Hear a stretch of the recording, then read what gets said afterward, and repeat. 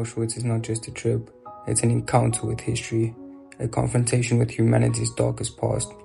Walking through those gates, I knew this would be unlike any place I'd ever been. Today I want to share my experience at Auschwitz and Auschwitz-Birkenau, what I saw, what I felt, and why this place must never be forgotten. Stepping through the gates of Auschwitz, the first thing that struck me was how ordinary the buildings looked.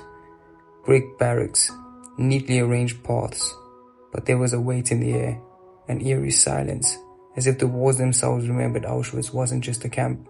It was a system designed for suffering, for extermination.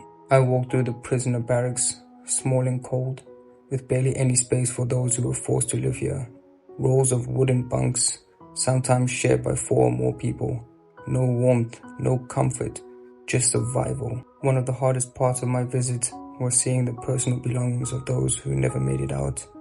A room filled with shoes, thousands of them, worn down, each pair representing a life taken. Suitcases with names still written on them, as if their owners had hoped to claim them again, but they never did. Then there was a part of the camp where no photographs were allowed. A room filled with human hair, cut from prisoners before they were murdered. It's an image I will never forget. It's one thing to read about the Holocaust, but standing in front of the evidence, it's overwhelming. A big misconception is that Auschwitz is one place. However, the Auschwitz complex consists of 3 main camps.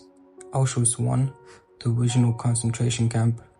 Auschwitz-Birkenau, the largest camp used primarily for mass extermination. And Auschwitz-Monowitz, a forced labor camp. Short distance away is Auschwitz-Birkenau, the largest extermination camp. When I arrived, the sheer size of it was staggering. The railway tracks, the watchtowers, the endless row of barracks, stretching as far as I could see. This was the end of the line for so many people. This is where the Nazis carried out mass murder on an unimaginable scale. Standing in front of the destroyed gas chambers, I tried to comprehend the numbers. Over 1 million people were killed here. Men, women, children, families torn apart, lives erased. Visiting Auschwitz and Birkenau is not an easy experience. It's painful, it's haunting, but it's necessary. This is not just history. This is a reminder of what hate, discrimination, and dehumanization can lead to.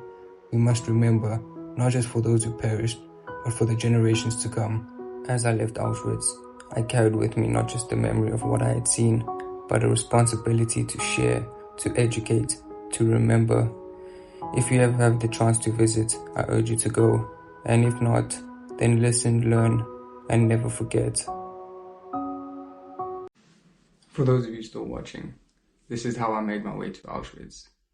It originally started with a flight from Eindhoven to Krakow in Poland. From there, I went to a hostel at which I stayed for 2 nights. On the second day, I had to wake up at 5 a.m. in order to catch the bus to Auschwitz-Birkenau. I did a self-guided tour at the camp, which lasted for 3 hours. Now, to some of you, that might seem like a very long time. However, towards the end, I had to run to the bus in order to not miss it. The camp is massive. The pictures and videos I can show you do not comprehend the size of the camp.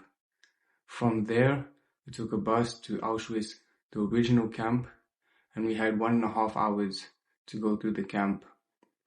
This time was sufficient enough in order to see all the major sections at the camp, but not the camp entirely.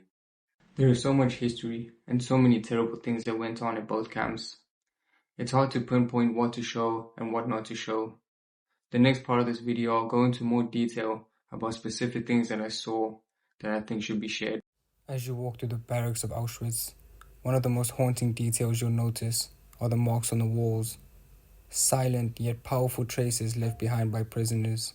Scratches, numbers, names, and desperate messages etched into the surfaces tell stories of suffering, resistance, and unimaginable loss.